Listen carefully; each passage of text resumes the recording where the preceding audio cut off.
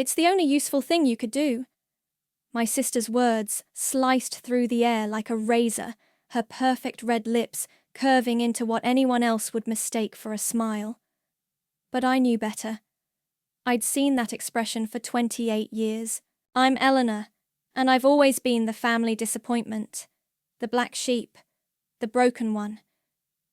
Even now, sitting at our parents' mahogany dining table that cost more than my yearly salary, I could feel the weight of their judgment pressing down on me like a lead blanket. "Really, Eleanor," my mother sighed, dabbing her mouth with a cream-colored napkin. "It's not as though you're using your situation for anything else." My situation. That's what they called my choice to work at a non-profit instead of joining Dad's firm. My tiny apartment instead of a mansion in the suburbs. My simple life that made them all so uncomfortable. "We'd compensate you, of course," Vivian continued, reaching for her husband Damien's hand. "It's just, we've tried everything else. The doctors say I can't." Her voice cracked perfectly, right on cue. I stared into my untouched wine glass, watching the red liquid swirl. "You want me to be your surrogate?" "Want is a strong word," my father spoke for the first time, his voice cold and clinical. "Need, perhaps. Your sister deserves to be a mother. You know that." Of course. Vivian deserved everything. The top schools, the designer clothes, the perfect husband, and now she deserved my womb. "I don't know," I said quietly. "It's a big decision." "What else are you doing with your life?" Vivian snapped, mask slipping for just a moment. "Working with those homeless people? Dating losers? At least this way you'd contribute something to the family name." I felt my phone vibrate in my pocket. Probably Piper checking in. She knew about these family dinners, knew how they always left me raw and bleeding inside. "I'll think about it," I managed. "Think quickly," my mother added. "Your sister isn't getting any younger." I excused myself to the bathroom, hands shaking as I pulled out my phone. Instead of Piper, there was a text from an unknown number. "Ms. Sutton, this is Jessie Mason. Your friend Piper referred you. I understand you might need legal counsel regarding a delicate family matter. I have availability tonight if you'd like to discuss." I stared at the message, something shifting inside me. Years of therapy had taught me to recognize the moment when enough becomes enough. "I'll do it," I announced, walking back into the dining room. They all looked up, surprised by the firmness in my voice. "You will?" Vivian's eyes lit up with triumph rather than gratitude. "Yes." I met her gaze steadily. "But we'll need contracts, lawyers, everything done properly." "Of course, darling," my mother beamed. "We'll have Damien's attorney draw up the paperwork immediately." "I'd like my own lawyer to review everything," I said. To be fair, my father's eyebrows rose slightly. "That seems unnecessary. We're family." "Exactly," I smiled, and for the first time in my life, I saw uncertainty flicker across his face. "We're family, so let's do this right." 2 hours later, I sat in Jessie Mason's office, the city lights twinkling beyond his window. He was younger than I expected, with kind eyes that hardened when I explained my family's proposal. "They're exploiting you," he said simply. "They always have." I leaned forward. "But this time, I want to be ready.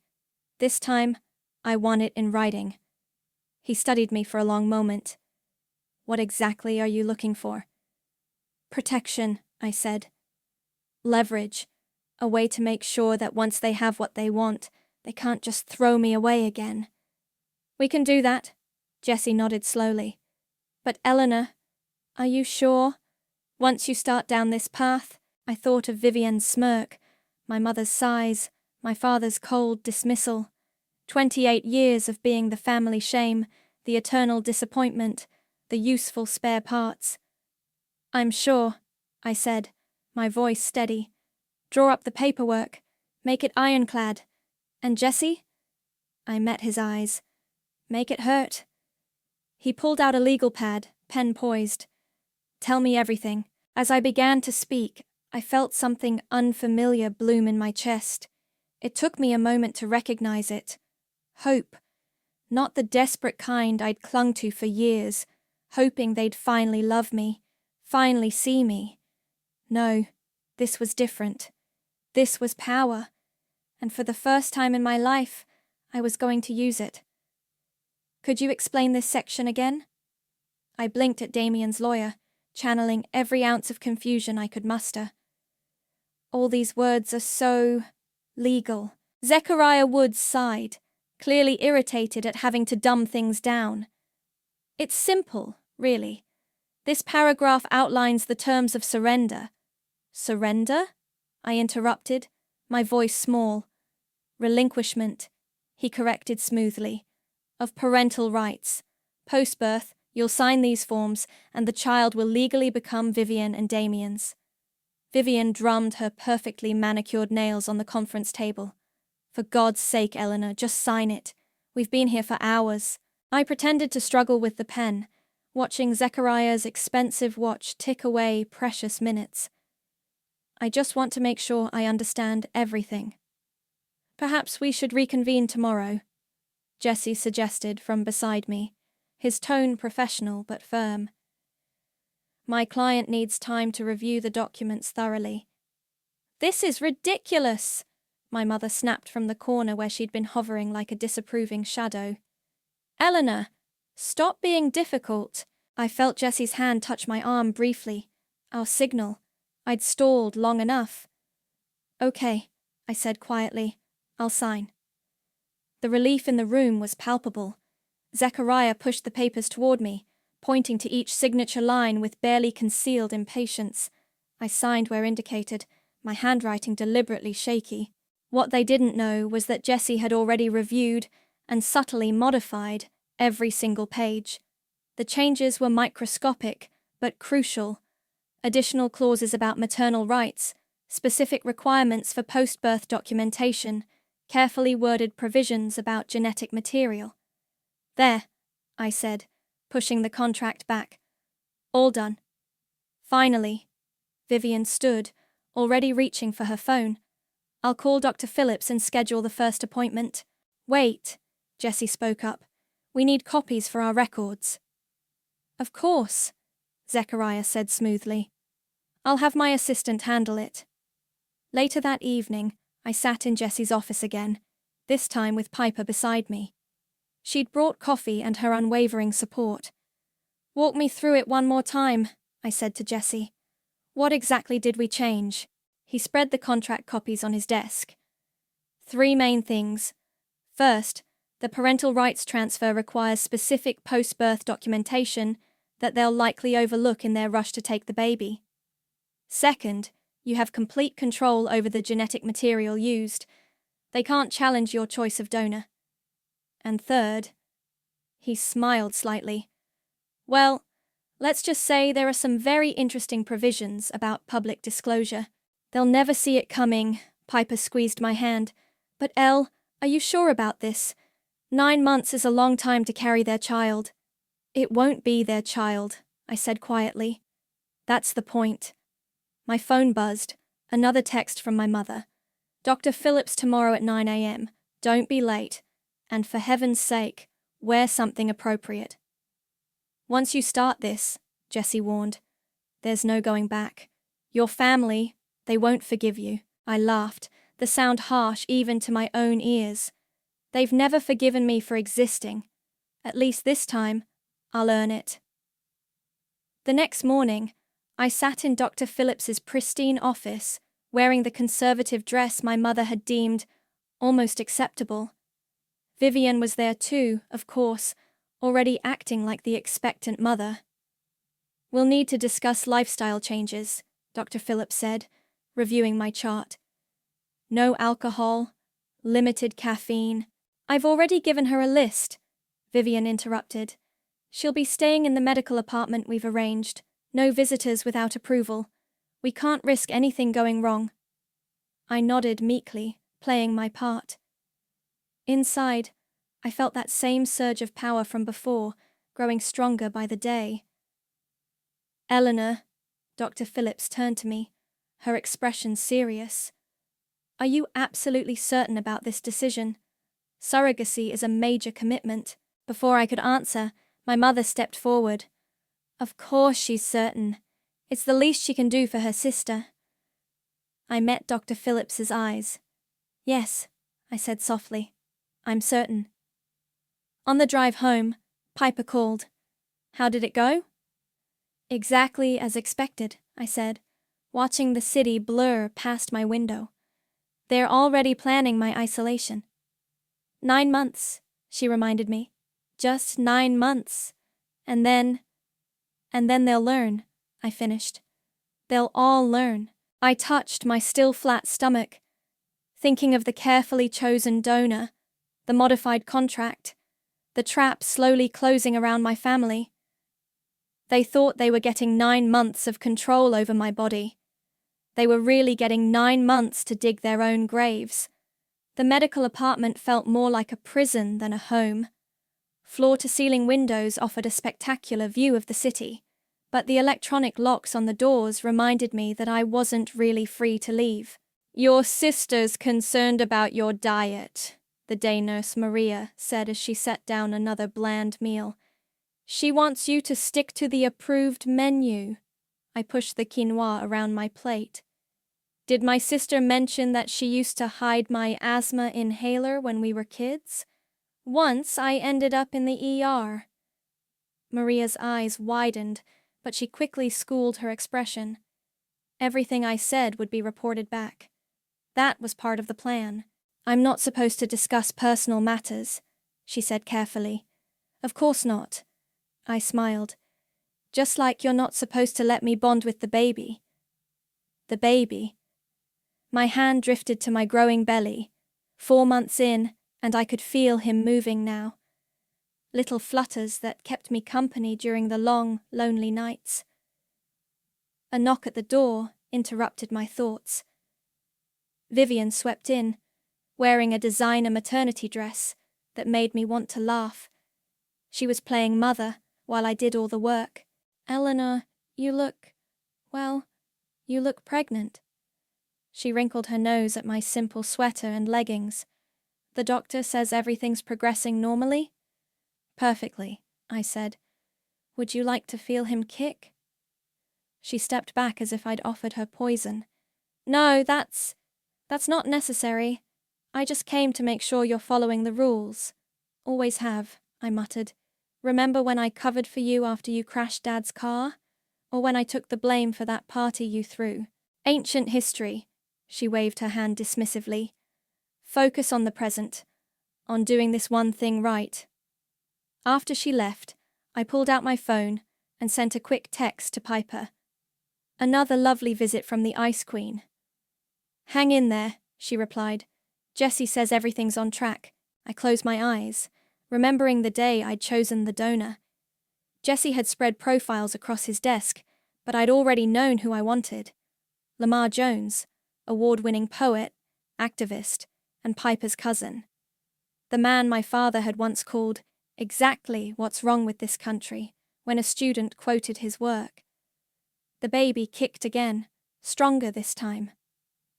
I hummed softly, an old lullaby my grandmother used to sing before my mother decided she was too common to visit. Your mummy's here, I whispered, and I'm not going anywhere. That night, my mother made her weekly inspection visit.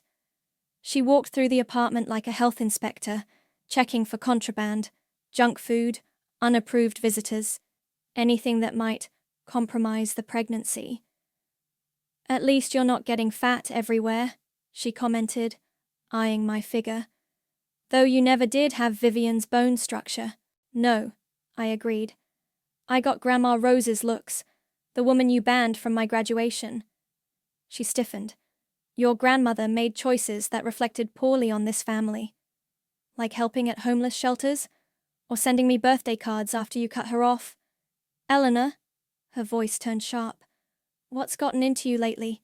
These comments, this attitude. Need I remind you what this pregnancy means to your sister? I touched my belly again, feeling him respond. How could I forget? You only mention it every time you see me. She left shortly after, probably to report my concerning behavior to Vivian. I didn't care. Every barb, every criticism, every moment of cruelty, I documented it all. Jessie's advice, create a paper trail. Late that night, unable to sleep, I waddled to the window. The city sparkled below, 1,000 lights in the darkness. Somewhere out there, Vivian was probably planning the nursery. My mother was organizing a baby shower I wouldn't be invited to, and my father was ensuring his legacy would continue through his real daughter's child. My phone buzzed, a text from an unknown number. A photo appeared. Lamar Jones at a poetry reading, his words projected on a screen behind him. Justice comes to those who wait, wrapped in patience, dressed in fate. I smiled, deleted the message, and rubbed my belly. Your father's a poet, I whispered.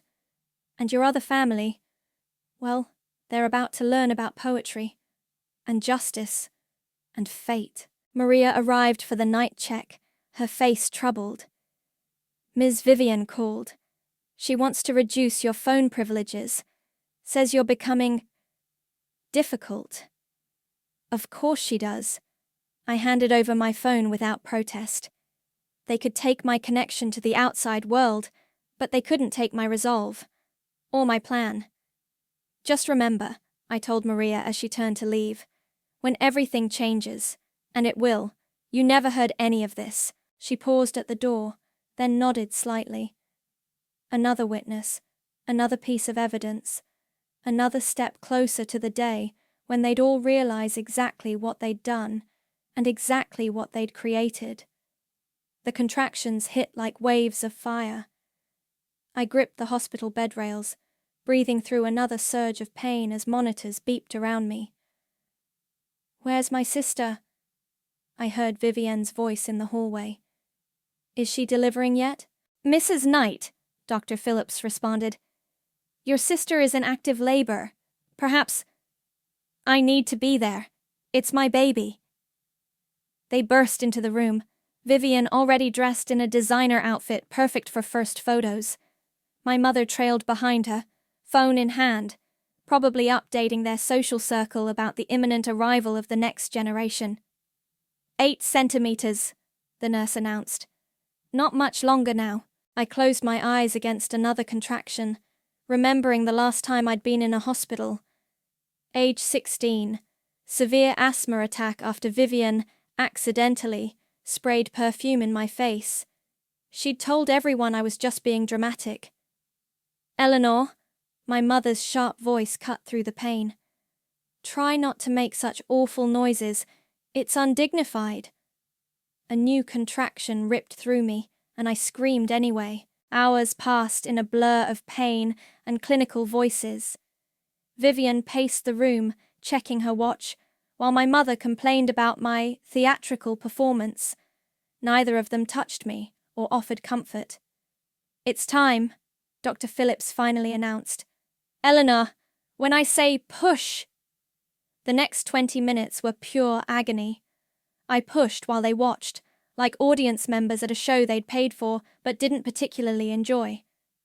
Then, suddenly, a cry pierced the air. It's a boy, Dr. Phillips said warmly. Let me see him, Vivian demanded, rushing forward. Give him to me. Wait, I gasped. I want to... But they'd already whisked him away. I caught a glimpse of dark hair, tiny fists, before Vivian cradled him close, cooing softly. My son, she whispered. My beautiful boy. Don't get too attached, my mother murmured to me as the nurses cleaned me up. Remember our agreement. You're just the vessel. I lay there, still bleeding, still shaking, watching them crowd around my baby. Their perfect family portrait, with no space for me. The adoption paperwork. Damien appeared in the doorway, Zechariah right behind him. We should complete it now. Eleanor needs to rest, Dr. Phillips protested. She's just given birth. No time like the present, Zechariah smiled thinly. Just a few signatures. Actually, I said, my voice hoarse but clear, I'm not signing anything right now. The room went silent. What? Vivienne's head snapped up from the baby. I just went through 20 hours of labor. I met her eyes. I think I deserve a few hours to recover before signing legal documents. Don't be ridiculous, my mother stepped forward. Sign the papers so we can all move on. No. The word felt like freedom. Eleanor. My father's cold voice came from the doorway. I hadn't even noticed him arrive. Don't make this difficult. I'm not making anything difficult, I said calmly. I'm exercising my legal right to rest after a major medical procedure. Any judge would agree. Zechariah's expression flickered. He knew I was right. Fine, he said tightly. We'll return this evening. They filed out, Vivienne still clutching my son, my mother already damage controlling on her phone. Only Dr. Phillips remained, checking my vitals. Would you like to hold him? She asked quietly. It's your right. No, I whispered. Not yet. Once alone, I pulled out the burner phone I'd kept hidden in my labor bag. 2 texts went out. To Jessie. Baby born. They tried for immediate signing. I refused. To Piper. It's done. Start the clock. Within an hour, a nurse delivered an envelope to my room. Inside was a single page with Jessie's letterhead. Stage 2 initiated. Rest now. Everything else is in motion.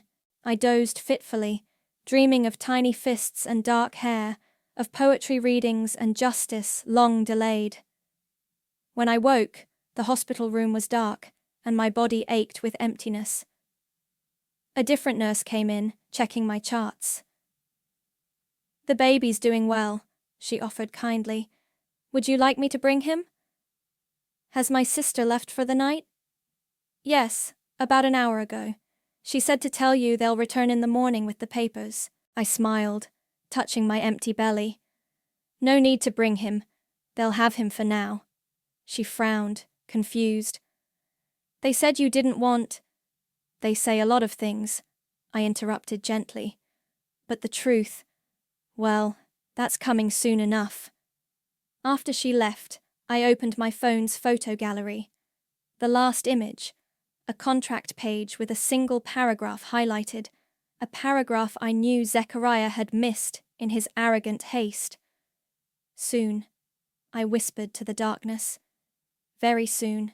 1 week after giving birth, I sat in my small apartment, scrolling through Vivienne's Instagram.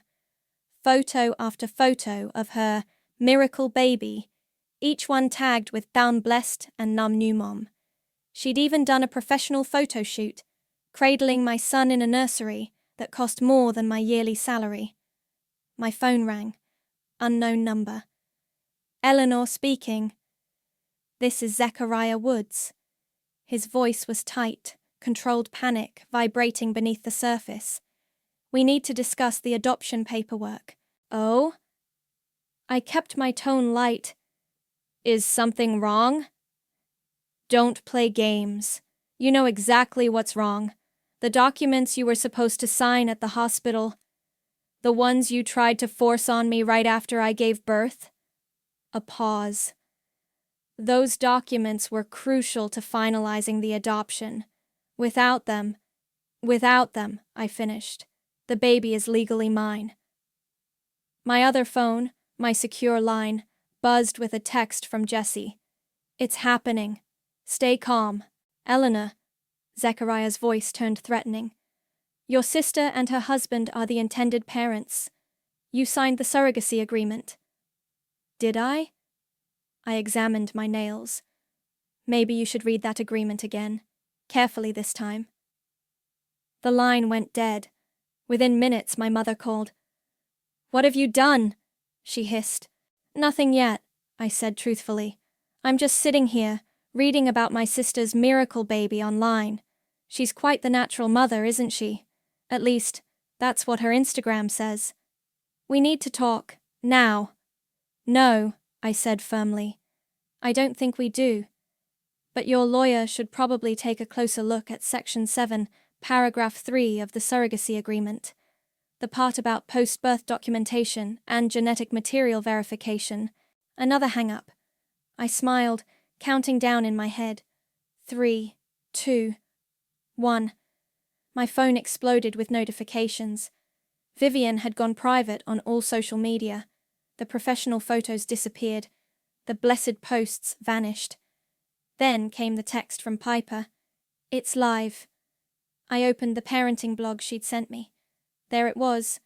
Front page. Exclusive. Socialites' surrogacy scandal. The contract that changes everything. The doorbell rang. I checked the security camera. My father stood there, face like thunder. Eleanor, he called through the door. Open up immediately. No, I called back. I don't think I will. Please direct any communications through my lawyer. Your lawyer? He laughed harshly. You think some cut-rate... Jesse Mason, I interrupted. Perhaps you've heard of him? He made quite a name for himself last year, exposing that fertility clinic fraud. Silence. Check your phone, Dad, I added. I think you'll find this story's just getting started. He left without another word. I turned back to my laptop, watching the story spread. Parenting blogs, local news sites, social media. The perfect scandal for their perfect world. My secure phone rang. Jesse. They've seen it, he said without preamble. Zechariah just called demanding a meeting. And? I told him we'd be happy to meet, after the paternity test results come in. I smiled. How long? 3 days. Maximum. Are you ready for this? I've been ready for 9 months. After hanging up, I opened my email to find dozens of messages from family friends, distant relatives, even my mother's country club associates, all asking if it was true, all wondering how their golden family could do such a thing. My mother's social media had gone dark too. No more charity luncheons, no more society photos. The carefully curated image was cracking. Another text from Piper. Vivian just called my cousin's publisher. I laughed out loud. Of course she had. She'd finally figured out who the donor was, who the baby's real father was. My phone buzzed again. Vivian this time. You vindictive bitch, she spat. Lamar Jones? Do you know what this will do to us? To your reputation, you mean? I kept my voice steady. To your perfect family image? He's my son. No, I said softly. He's not. And now everyone's going to know exactly why. She started to speak, but I cut her off. Oh. And Vivian? Remember when you told that nurse not to let me bond with the baby? That's in writing too. All of it is.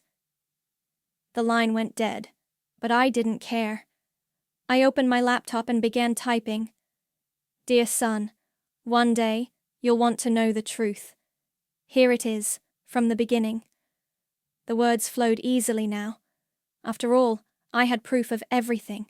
Every cruel word, every manipulation, every lie. And soon, so would everyone else. My phone buzzed one final time. A message from Jesse. Paternity test results are in. Early. Want to see? No, I replied. Let them sweat a little longer. The conference room at Jesse's office felt smaller, with all of them crammed inside. My father stood by the window. Vivian perched on a leather chair like it was a throne. My mother clutched her designer handbag. And Damien looked like he hadn't slept in days. Let's begin, Jesse said, spreading documents across the table. We're here to discuss the paternity test results and the current legal status of the child. This is absurd, my father snapped. The baby is Vivian and Damien's. Actually, Jesse slid a paper forward. According to these results, Mr. Knight is not the biological father. The room went deadly quiet. That's impossible, Damien whispered. We used my... No, I spoke up. You didn't. Check the surrogacy agreement. I had sole right to choose the donor. It's in Section 4. Zechariah frantically flipped through his copy. His face went pale. How did we miss this? He muttered. The same way you missed the post-birth documentation requirements, Jessie smiled. You were careless, arrogant. Who? Vivian's voice shook. Who is the father? I pulled out my phone and pulled up Lamar Jones's latest book cover, pushed it across the table, watched their faces as recognition hit. My father actually staggered. The activist? The one who… The award-winning poet, I corrected. Piper's cousin, the man whose work you called dangerous propaganda last year. You planned this, my mother accused, her voice rising. You deliberately… Yes, I cut her off. I did. Just like you deliberately isolated me. Just like Vivian deliberately tormented me. Just like Dad deliberately cut off my college fund when I wouldn't major in business. Damien stood abruptly. I need air. Sit down. Jessie's voice was steel. We're not finished. Eleanor, show them the other document. I pulled out my phone again, this time displaying the viral blog post. 2 million views as of this morning. The story's been picked up by 3 major news outlets. We'll sue, my father threatened. For defamation. Everything in that article is documented, Jessie interrupted. Every cruel comment, every manipulation, every violation of the surrogacy agreement. Would you like to see the recordings? Vivian's perfect composure cracked. Recordings? The medical apartment had excellent acoustics, I said softly. Remember telling the nurse not to let me bond with the baby, or Mother's comments about me being just a vessel. My mother's face went ash-white. You can't prove… Actually… Jessie pressed a button on his phone. My mother's voice filled the room. Remember our agreement. You're just the vessel. Silence fell again, heavier this time. What do you want? My father finally asked. Want? I laughed. I don't want anything from you. I never did. That was always your mistake, thinking I needed something from you. The baby, Vivian whispered. You want the baby. No, I said quietly. I want you to live with what you've done. I want you to face every person at your country club, every business partner, every social media follower, and explain why you treated your own daughter like a breeding mare. We can pay, my father started. I'm not finished, I cut him off. Lamar knows everything. He's willing to pursue joint custody. His lawyer will be in touch. Damien stood again, this time heading for the door. No one stopped him. You've destroyed this family, my mother said, tears in her eyes. No, I replied. You did that yourselves. I just made sure everyone could see it. Jessie slid one final document across the table. This outlines the terms moving forward. Eleanor maintains primary custody rights. Mr. Jones will pursue his parental rights. And all of you, he smiled coldly, will stay very, very far away, unless invited. And if we don't sign, my father demanded. Then we release the rest of the recordings, I said simply. Including the ones about your business practices, Dad. The ones about those offshore accounts you think no one knows about. His face went from red to white in seconds. One by one, they signed. Vivian's hand shook so badly she could barely write her name. We're done here, Jessie announced. They filed out, broken and silent. Only Vivian paused at the door. The baby, she whispered. What's his name? Marcus, I said. After Grandma Rose's father. The family history you tried to erase. She flinched and left without another word. In the sudden quiet, Jessie turned to me. How do you feel? I looked at the signed papers, at the shattered remains of my family's perfect facade, at the future stretching out before me, uncertain, but finally mine. Free, I said. I feel free. He has your eyes, Lamar said, watching Marcus sleep in his crib. but I think he got my nose. I smiled, adjusting the baby's blanket. 2 weeks had passed since the confrontation in Jesse's office, and the world had shifted on its axis. Damien filed for divorce. My father resigned from 3 corporate boards. My mother hadn't been seen at her beloved country club in days. "The media's still calling," Piper announced, walking into the nursery with her phone. "They want your side of the story." "Let them wait," I said. "I'm busy being a mum." The doorbell rang. Piper checked the security camera and grinned. "Speaking of media, your favorite reporter is here." Sarah Martinez, the blogger who broke the story, stood in my living room 5 minutes later.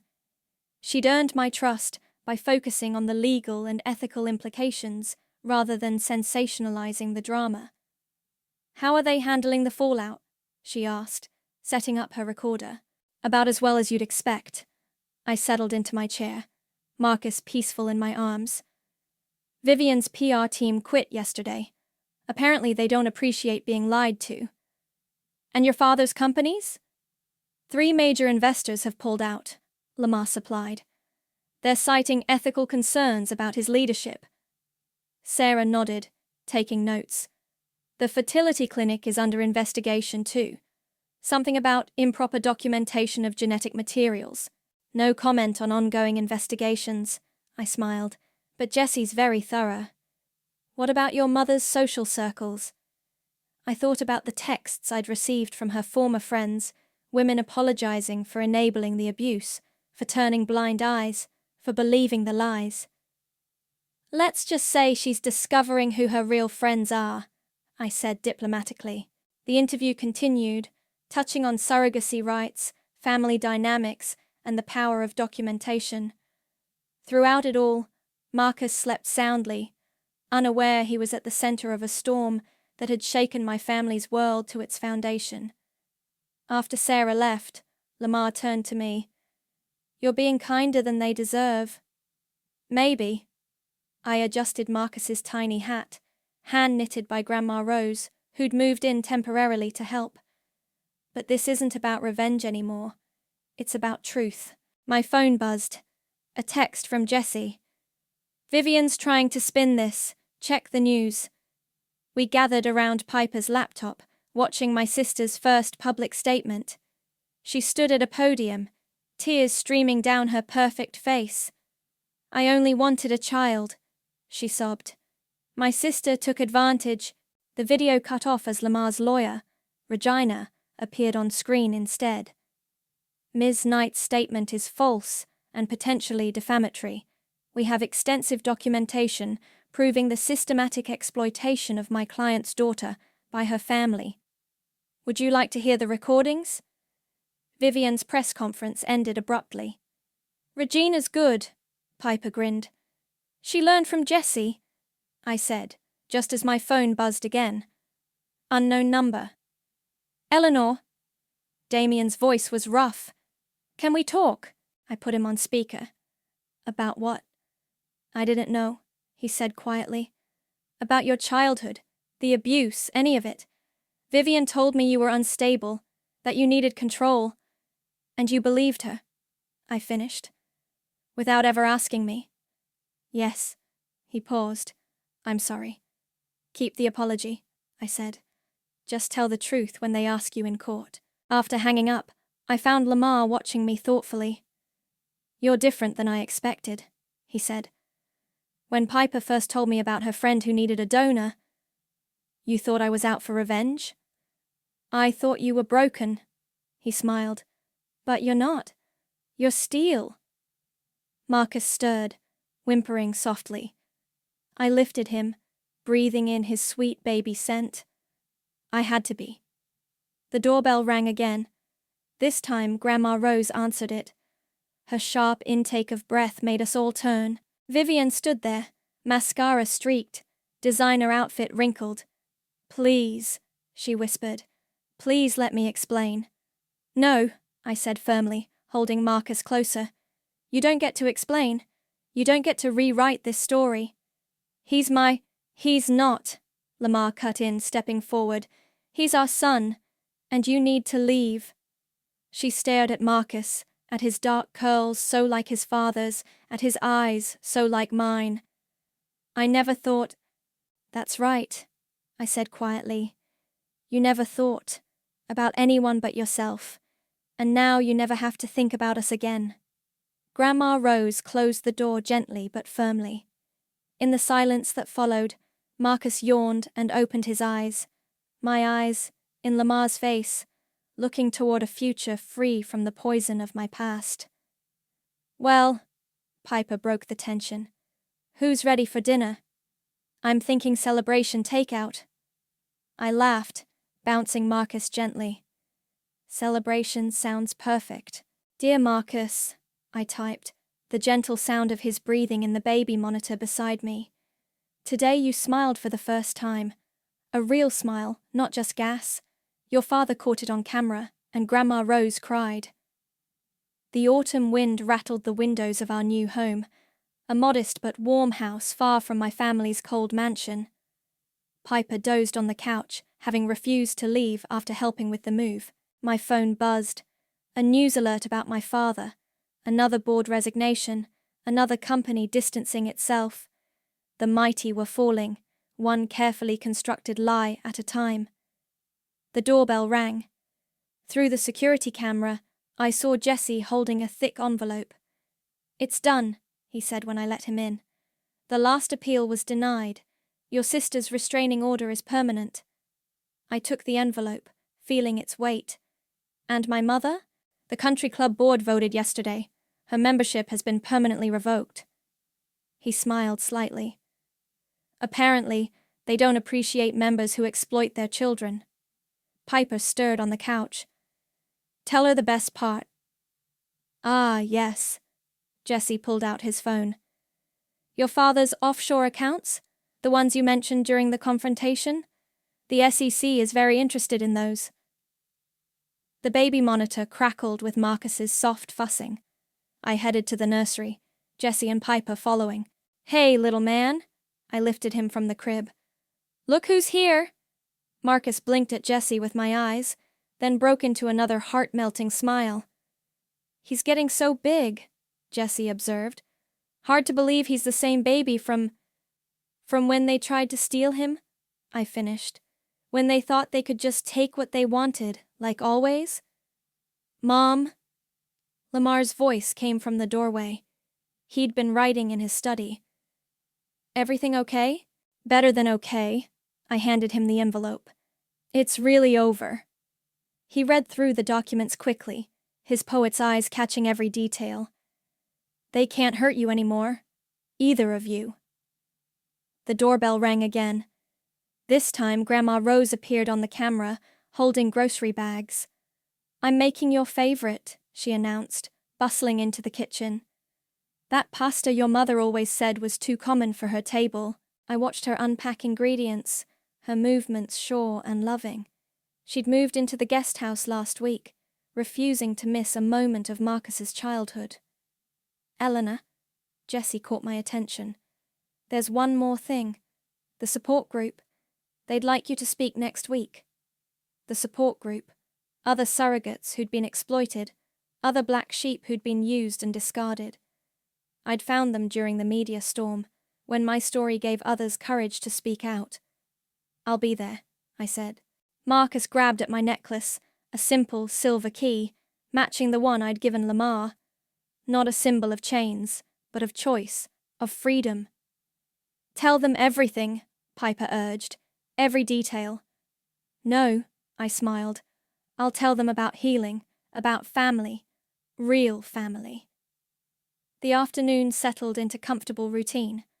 Grandma Rose cooking, Piper setting the table, Lamar reading poetry to Marcus. Jesse left with a promise to call tomorrow. My phone buzzed one last time. A text from Damien. Divorce finalized. Vivienne's leaving the country. Thought you should know. I didn't reply. Instead, I opened my laptop again. Dear Marcus, today I learned what victory tastes like. Not like revenge, that's bitter and hollow. No, victory tastes like Grandma's pasta, like your father's laughter, like Piper's terrible jokes. It tastes like freedom. Your aunt, your grandparents, they thought they could write our story. They thought they could define us, control us, own us. But we wrote our own ending. We chose our own family. Someday, you'll ask about them. I'll tell you the truth, all of it. But I'll also tell you about strength, about justice, about love that doesn't come with conditions. You smiled today, really smiled, and in that smile, I saw everything I fought for, everything I won. You are not their legacy. You are your own person, surrounded by people who love you for exactly who you are. And me? I'm not their victim anymore. I'm not their shame, their secret, their tool. I'm your mother, and that's the only title I ever needed. Love, Mom. I saved the letter, adding it to the folder marked for later. Outside, leaves danced in the autumn wind. Inside, my chosen family gathered around Grandma's pasta, sharing stories and laughter. Marcus watched us all with wide, curious eyes, my eyes, in Lamar's face, bright with possibilities. This was victory. This was justice. This was love. This was home.